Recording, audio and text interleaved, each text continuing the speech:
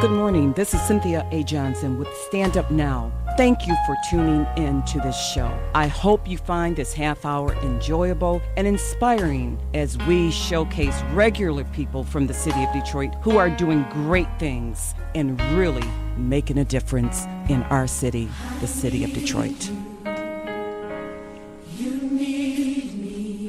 Good evening, everyone, and thank you so much for tuning in to Stand Up Now with Cynthia A. Johnson and co-host Patricia Mason, the woman that you just heard. She sounds good, so when I take my vacation, guess what? I already know that we will be in great hands. Our special guest here today, Brett Adams, Al Woods, Tony Allen.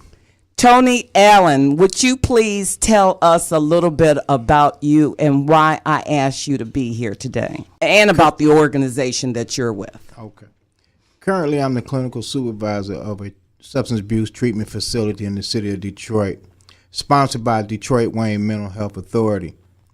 What we currently do is assist individuals in learning how to get off of drugs and enter into the recovery process.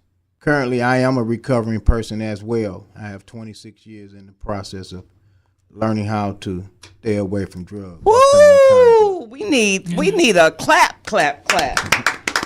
Yes. Currently, we service individuals who want to do something different, want to change their life. We are a residential treatment facility.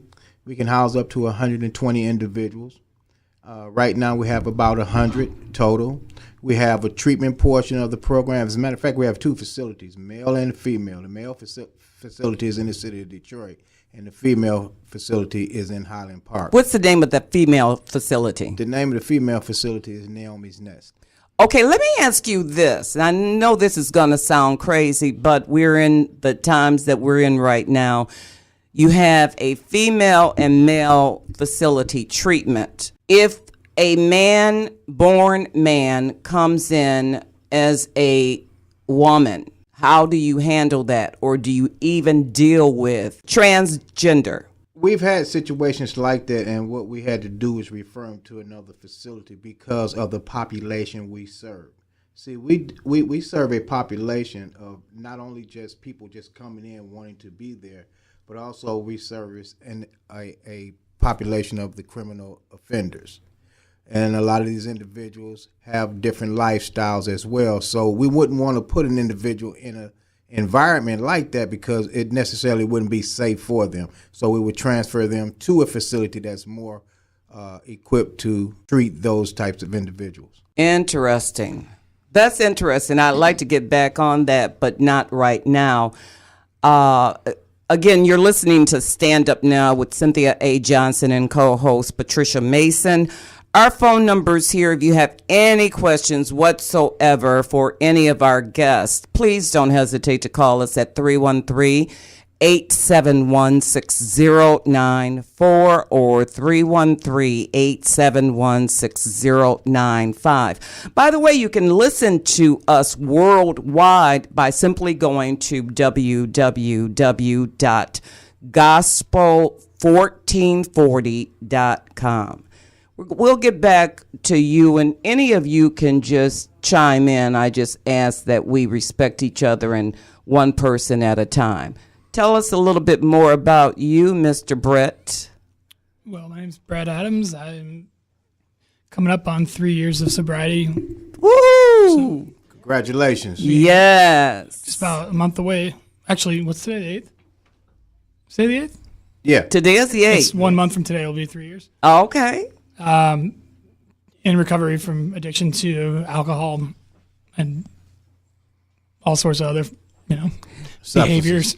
Yeah. Substance abuse. And it really was because of you that we're doing this show on recovery, because you tapped me and you said, Cynthia, listen, let's reach out to people. And we talked about drugs and alcohol, and it goes back to what Patricia was saying on Monday. We need to let people know that there is a way to recover. Am I saying that right? Absolutely. Yes, it is. Yeah. Yes, you are. And when I tapped you we had this could be a 4-hour long conversation, Yeah. or longer. But, after we had the conversation continued after air, and, we talked a lot about like what it's like to suffer from addiction, but we didn't really get to the rewarding aspect of coming back from it and what that's like, because it's pretty awesome. Okay, so how rewarding? Give us some examples of your rewards.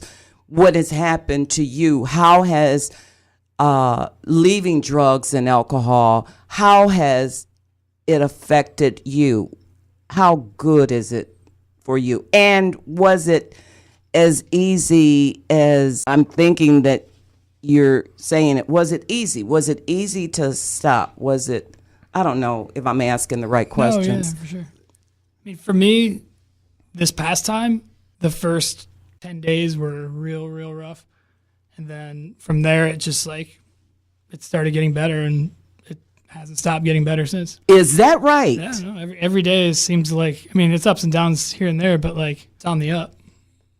It is on the up. Yeah. And you are a manager at a restaurant. Yeah, I run a restaurant in Corktown. A restaurant that also serves alcohol. Yeah, so my situation's a little complicated because I've been in restaurant worker for over 20 years, since I was a kid, and I like am a wine director, or like sommelier. So when I went into recovery, that was out of the question, I thought, for good. And it kind of organically came back to, right before, it's hard to explain, but right before I made the final, like I've gotten sober many times, but when this time when it stuck, hopefully for good, it, when I hear, I don't know if you you're all not know. supposed to say like, it's day to day. Like you focus on the day, getting through each day. Is that right, Mr. Allen?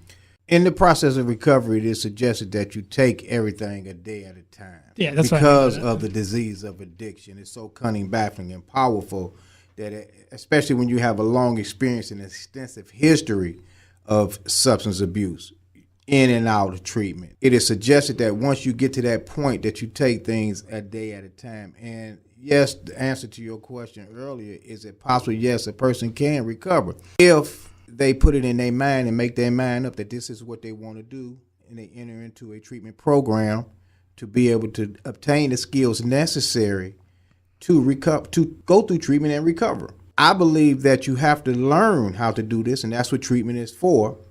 Then you engage in the recovery process once you get through treatment. For instance, at Elmhurst, we have the treatment portion, as I stated earlier, and then we have a recovery housing program. So what the individuals do is they go into treatment for 30, 60, and 90 days. They obtain the skills to learn how to avoid using, stay away from old playgrounds and wet places and things of that nature. And then they go into the recovery process where they go out on a daily basis and get an opportunity to use those skills to stay clean a day at a time. And they get to the point where Britt is, where he's enjoying it. So that's when you pretty much have it together. It depends. Mm-hmm. Because you have to lose the desire. Once you lose the desire and you enjoy your new way of life, it is totally up to you. Everything that you do, making meetings on a regular basis, have a home group, getting sponsors, staying away, making right decisions, good decisions, sound decisions, addressing things that come up that are barriers or obstacles on a daily basis and overcoming them and not using as a result of them. When you do those things, the more you do them, the more you lose the desire. I used to tell, I don't know if, I think I know you know that I used to be a parole and probation agent. Yeah, that's how we met. Right. Right. Mm-hmm.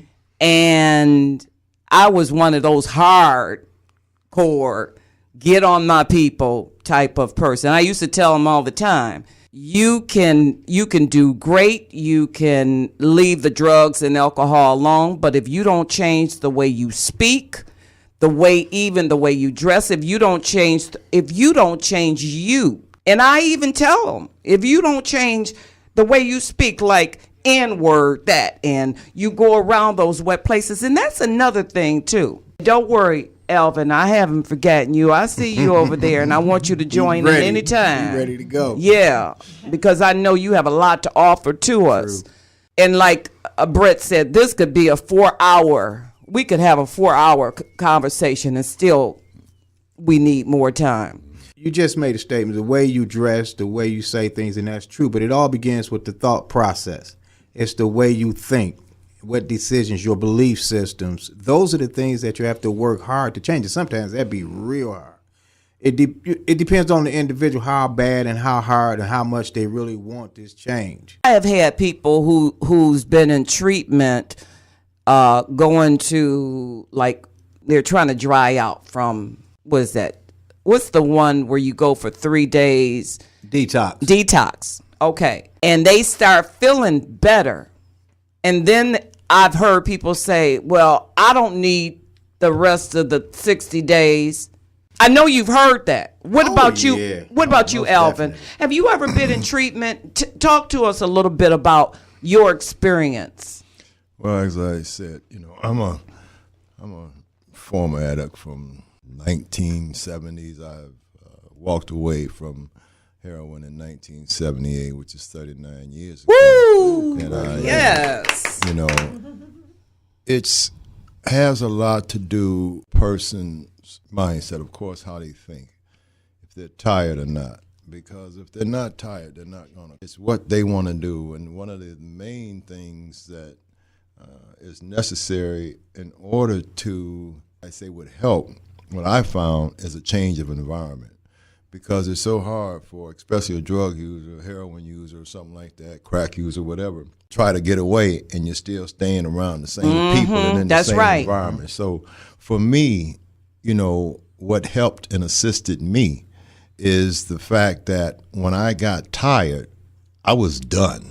When you say when you got tired, what was your experience of getting tired? Because everybody's got a different experience when they get tired. Right. Well, as for me, I was, as I mentioned, I was dependent on heroin and methadone. When I got to the point where I could tell it was taking a physical toll on my body, to the point where it was really killing me, it was putting me down. And one day I went to go get my methadone, and on the way to the bus stop, I felt like an attack on my kidneys, and I was in pains. I was so much pain that I had to hold on to a sign pole in order to, just get myself together there. And at that point, I had made up my mind on this stuff is killing me. I'm done. I'm looking at, and I wish people could see the looks that I'm looking at each of you, and I'm looking at Brett, and it's almost like he can relate to every single thing that you're saying. Right, because he's made the same decision too.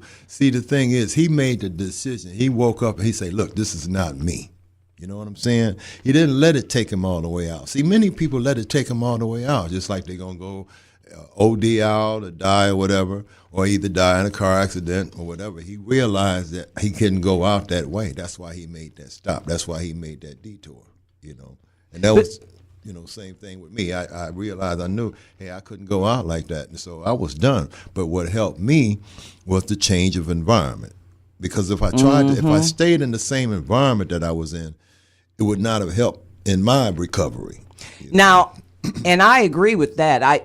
That's one of the things that I had major issues with Michigan Department of Correction. People go inside, I'm talking about prison now, or they're coming from out of the courtroom back into the community, but back into the same environment that led them or helped to lead them to the situation where they are right now. And that's why it continues to recycle.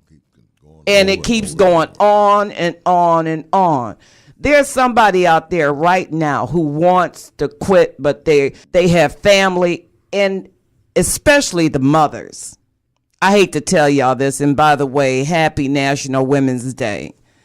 But there are too many women. This has been my experience. This is what I have noticed. That women, we have a habit of trying to save somebody. And especially when it comes to our men, our sons are male persons in our lives. What have any of you? What I've also noticed is that the women, auntie, mothers, girlfriends, they're the biggest enablers. And when they want to help, they're really hurting. Am I wrong on that? I agree totally. I totally agree. You know, you got so much of that going on now, and one of the things that have changed in society is just like you used back in the day. You had the grandmom and mom and whatnot. I mean, and you had discipline in the home. You know, now with the age difference in the mindset of people, you know, you have a situation where now mom is more so a friend in so many cases instead of being mom. You know, and so with mom being a friend, there's no discipline.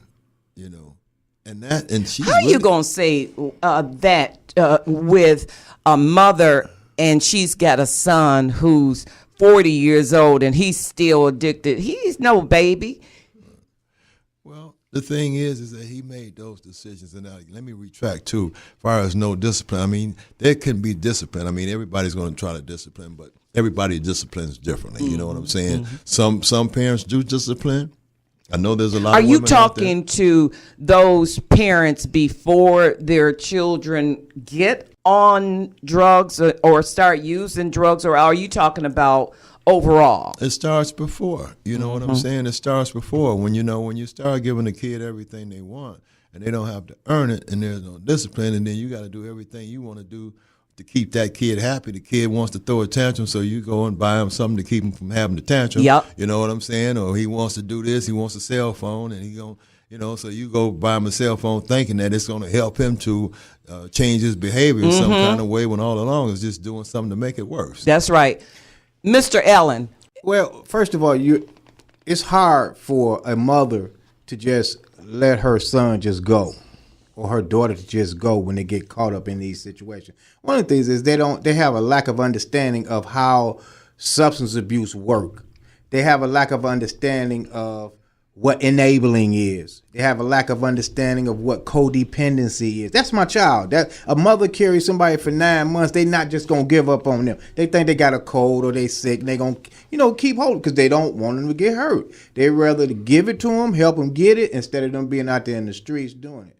Now, on the other hand, when you talk about significant others of the substance abuser, then that's a whole different story. It's the same thing, codependency, enabling, and they don't understand the process or substance And they don't abuse. understand that they're sick too. And that they don't, in a different way, they're sick too. Yes, they are.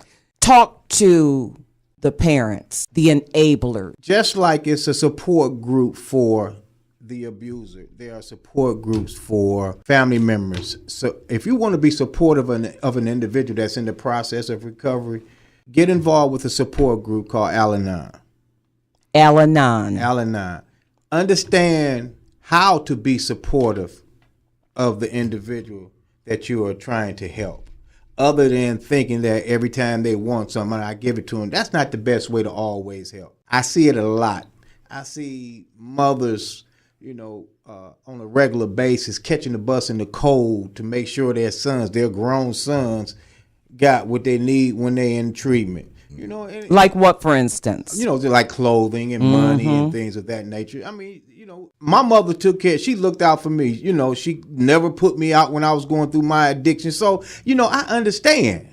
But when you're talking about the best way to help, you got to learn what that is. And sometimes it's not as comfortable as you may like it to be.